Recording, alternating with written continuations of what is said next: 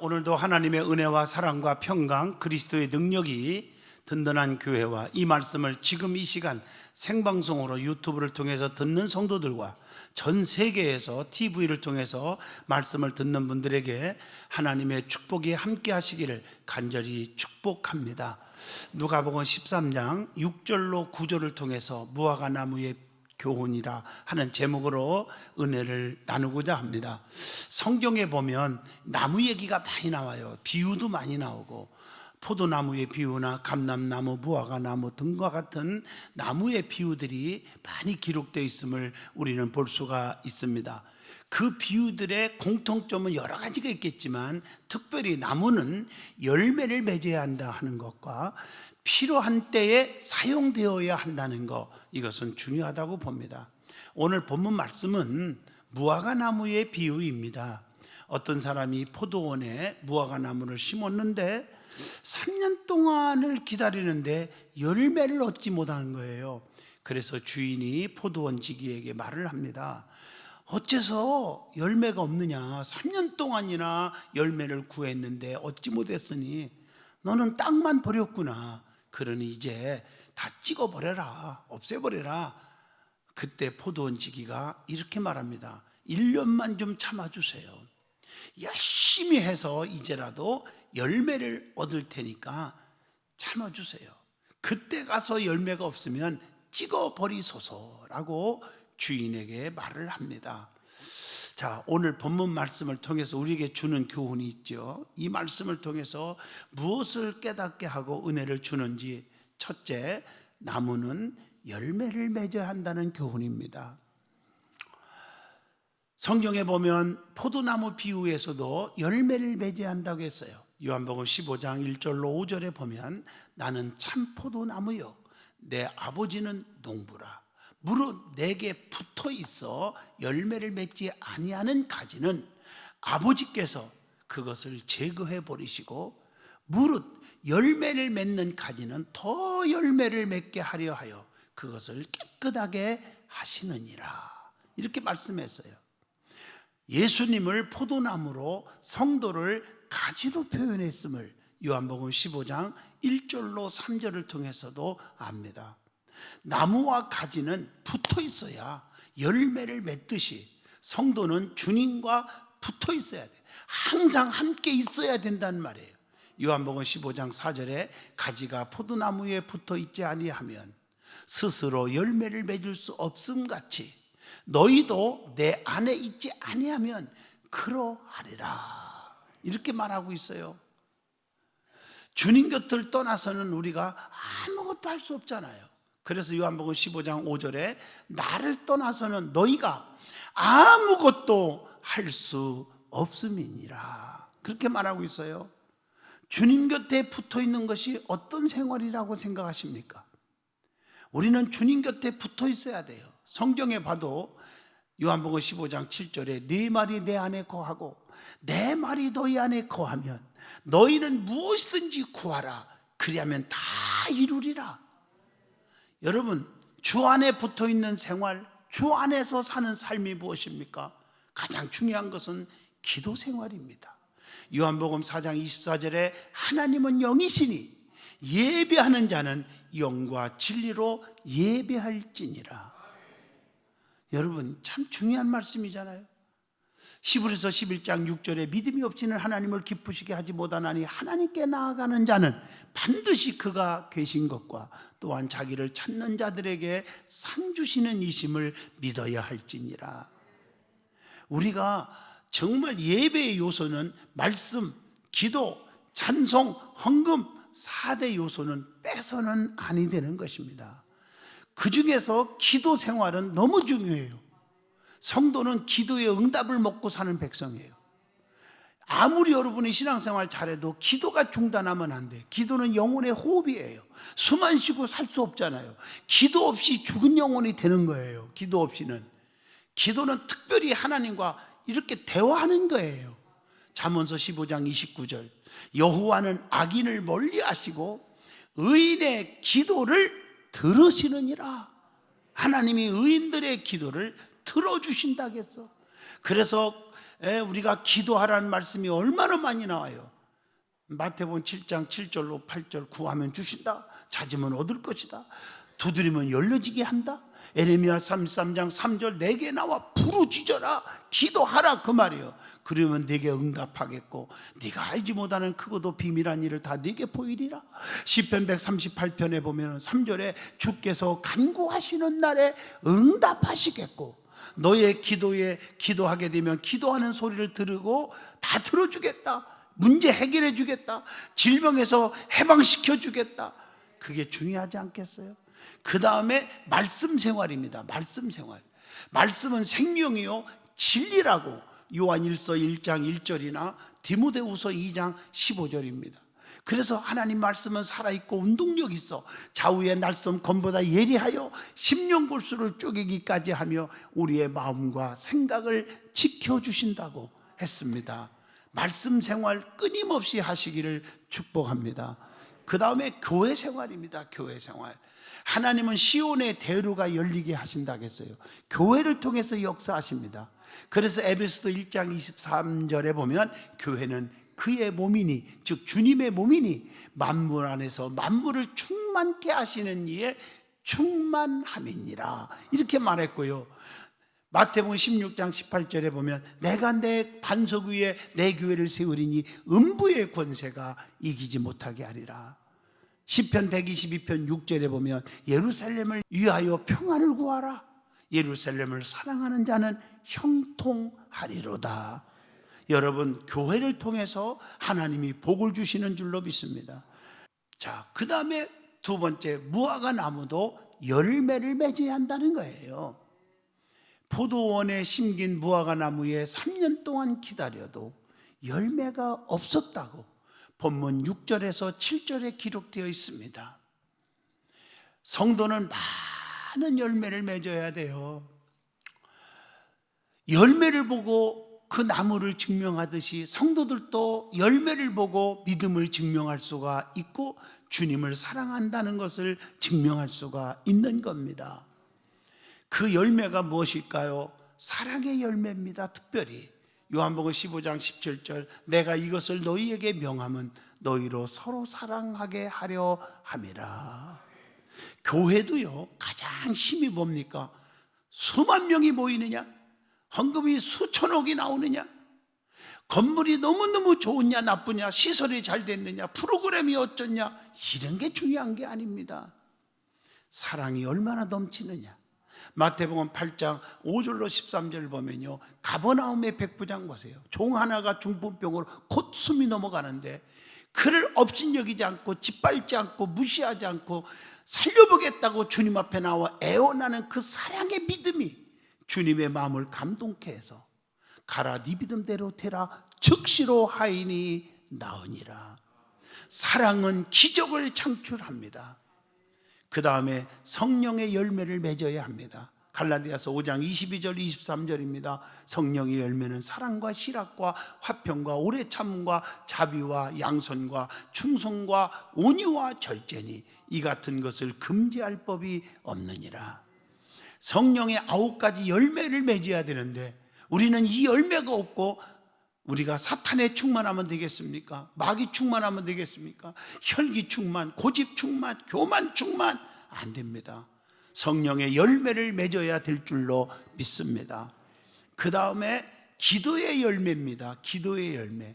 하나님은 기도를 통해서 우리에게 축복을 내려주시는 것입니다. 그렇기 때문에 성경에 부르짖으라고 해서 부르짖으라고요. 그럴 때 하나님이 내가 들어주신다고 네 소원을 응답해 주겠다고 약속하고 있지 않았습니까?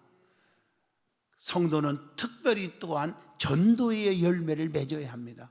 고린도전서 2장 4절 내 말과 내 전도함이 설득력 있는 지혜의 말로 하지 아니하고 다만 성령의 나타나심과 능력으로 하여. 내가 아무리 말재주 갖고 한다고 전도가 되는 게 아니라 성령님의 인도를 받고 성령께서 역사해 주셔야 된다는 거죠. 우리 주님이 이 땅에 오신 목적 중에 하나가 뭐예요? 전도하기 위해서 오셨어요. 마가복음 1장 38절 주님이 말씀하십니다. 우리가 다른 가까운 마을들로 가자. 거기서도 전도하리니 내가 이를 위하여 왔노라 하시고, 우리 예수님도 전도하기 위해서, 전국 복음을 전파하기 위해서, 생명을 구원하기 위해서 이 땅에 오셨다고 말씀하고 있습니다. 누가복음 15장 7절에 보면 죄인 하나가 회개하면 하늘에 회개할 것 없는 의인 99보다 그 9으로 말미암아 기뻐하는 것보다 더 하리라, 이렇게 말씀하고 계세요. 마태복음 16장 28절에 천하를 주고도 바꿀 수 없는 것이 귀중한 생명을 구원하는 일이라고 가르쳐 주고 있는 줄로 믿습니다. 그래서 빌립보서 2장 16절에 전도의 열매는 다름질과 수고를 헛되지 않게 해준다, 그렇게 말씀하고 계신 것입니다. 우리는 열매를 맺을 수 있기를 바랍니다. 좋은 열매를 맺어야 돼요. 그러면 열매가 없으면 어떻게 하신다는 것입니까? 자, 오늘 본문 9절에 보면 만일 열매가 열면 좋거니와 그렇지 아니하면 찍어 버리소서 하였다 하시니라. 열매를 맺지 못하면요, 찍어 버려서 불에 던져 버린다는 것입니다. 여러분, 좀 무서운 말씀 같지만 주님의 말씀을 버릴 수가 없어요. 새기셔야 됩니다. 좋은 열매 맺지 아니하면 찍어서 불에 던진다는 거예요. 마태복음 3장 10절에 보면 좋은 열매를 맺지 않은 나무마다 찍혀서 불에 던져지리라. 하나님의 말씀입니다. 그러므로 열매를 맺는 성도가 되어야 하고, 열매를 맺되 좋은 열매를 맺어야 합니다. 좋은 나무는 좋은 열매를 맺고요, 나쁜 나무는 나쁜 열매를 맺는 것입니다. 마태복음 7장 18절 보면요, 좋은 나무가 나쁜 열매를 맺을 수가 없고 못된 나무가 아름다운 열매를 맺을 수가 없느니라, 이렇게 말씀했어요. 그래서 열매를 보면 모든 것을 알 수가 있다는 거죠. 마태복음 7장 16절, 그들의 열매로 그들을 알지니. 그러니까 열매를 보고 아는 거지, 내가 믿음이 뜨겁다, 교회를 사랑한다, 주님을 사랑한다, 아무리 입술로 떠들어도 말꾼에 지나지 않아요.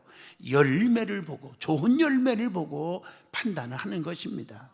우리 예수님께서는 열매 없는 무화과 나무 어떻게 했습니까? 마태복음 21장 19절에 그냥 저주하고 말았습니다. 그래서 열매를 맺는 자가 되자는 것입니다.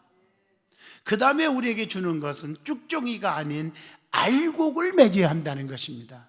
누가복음 3장 17절, 알곡은 모아 곡간에 들이고 쭉종이는 꺼지지 않는 불에 태우시리라, 이렇게 말씀하고 계셔요. 마태복음 13장 23절에 보면 알곡은 하나님의 말씀을 잘 받아들여서 아멘, 아멘, 진실로 간절히 받아들여서 좋은 결실을 맺는 것이라고 말하고 있습니다. 그래서 그 알곡은 누가복음 3장 17절에 하늘 곡간에 들어간다는 것입니다. 쭉종이는 어떻게 됩니까? 꺼지지 않는 불에 예비되어 있어. 그래서 불에 태우시리라. 마태복음 3장 12절입니다.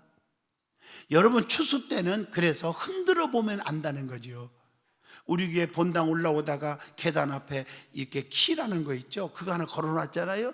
왜 그런 줄 아세요? 당신은 알곡입니까? 쭉종입니까? 생각 한번 해보고 올라오라는 겁니다.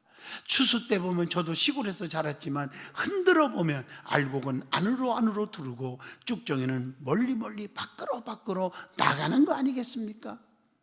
여러분, 핍박도 받고 욕도 먹고 환난도 당하고 힘들 때, 또 경제가 힘들어서 사업도 안 되고 장사도 안 되고 힘들 때 하나님을 원망하지 말고 여러분 잘 견디시고요, 안으로 더 들어와 하나님 앞에 기도하고 하면 하나님 그걸 보시고 때가 되면 하나님께서 좋은 결실을 주실 줄로 믿습니다.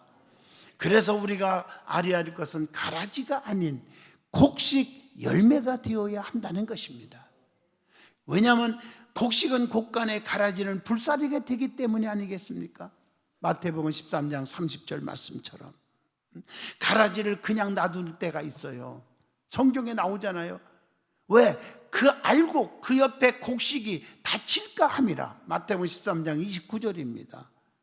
그래서 목회하면서도 참 힘드는 게 뭐냐면 잘못한 거 알면서도 알곡이 아닌 줄 알면서도 가만 놔둬야 할 때가 있어요. 왜?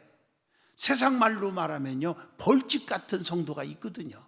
조금만 혼내면 막 나팔고 다니고 더 힘들게 하고, 더 힘들면 알곡이 다칠까 봐 가만 놔두라는 거예요. 언제? 말세에, 주님이 심판 때에 먼저 그 가라지부터 뽑아서 불에 던지고 알곡은 다시 뽑아서 곡간에 쌓아둔다고 했어요. 그러니까 여러분들은 절대로 벌집이 되지 않기를 축복합니다. 충고를, 권면을 겸손하게 받을 줄 아는 자가 수준 높은 성도입니다. 우리 주님께서 오실 때 감추인 것들을 드러내어 분명히 판단하신다고 고린도전서 4장 5절에 기록되어 있습니다. 복음이 아닌 것을 먹음으로 가라지가 돼버리는 거예요. 마태복음 13장 25절로 26절, 이단들이 복음이 아닌 것 가지고 복음인 양 포장해가지고 기존 성도들을 다 유혹해버리고 마지막에 멸망의 길로 가게 만들지 않습니까? 우리는 가라지로 성장하지 말아야 됩니다. 잘못된 복음을 받아들이지 말고 곁눈질하지 말고 바른 신앙생활을 하라는 것입니다. 양과 염소는 구분하기가 어렵지만 양은 주님의 음성을 듣고 주님을 따라서 순종하며 살아간다고 요한복음 10장 4절에 말씀합니다. 성경에 보면 자기 양을 다 내놓은 후에 앞서가면 양들이 그의 음성을 아는 거로 절절절절절 따라오되 그랬어요. 이걸 아셔야 돼요. 예수님은요, 오른편에 양을, 왼편에 염소를 둔다고 마태복음 25장 33절에 말씀하고 계십니다. 그러므로 오른편에 서는 자가 되기를 바랍니다. 하나님께서 내가 의로운 오른손으로 너를 붙잡아 주리니 강하고 담대하라. 자로나 우러나 치우치지 말라는 거예요. 내가 너를 지켜준다는 거예요. 내가 너를 도와준다고 약속하고 계십니다. 그 다음에 열매 없는 가짜 신자를 구별하는 방법이 있다는 거예요. 열매 없는 가짜 신자. 자, 몇 가지만 설명해 봅니다. 로마서 1장 17절에 의해서 예수님은 의롭게 사셨지만 가짜 신자는 불의하게 삽니다. 또 누가복음 23장 34절에 보면요, 예수님께서는 원수도 용서하셨지만 가짜 신자는 은혜도 원수로 갚는다는 거예요. 마태복음 27장 46절에 예수님은 십자가까지 지셨는데 가짜 신자는 자기 영광만 바라보고 알아달라고 하고 칭찬만 해달라고 하고 그럽니다. 요한복음 12장 24절, 예수님께서 남을 위해 사셨지만 가짜 신자는 자기 배만 채운다고 그렇게 말하고 있습니다. 또 예수님께서 늘 우리가 주시는 교훈들이 있잖아요. 하나님을 아버지라 불렀어요. 예수님은. 가짜 신자는 여전히 하나님과 우상을 섬기고 하나님과 원수로 삽니다. 우상 숭배는 하나님과 원수가 된다고 했지 않습니까? 그 다음에 열매 맺는 자들이 되라겠는데 열매 맺는 자들은 기왕이면 어떻게 살아가야 하는 것이냐는 것입니다. 첫째, 고린도후서 5장 9절입니다. 우리는 몸으로 있든지 떠나든지 주를 기쁘시게 하는 자가 되기를 힘쓰노라.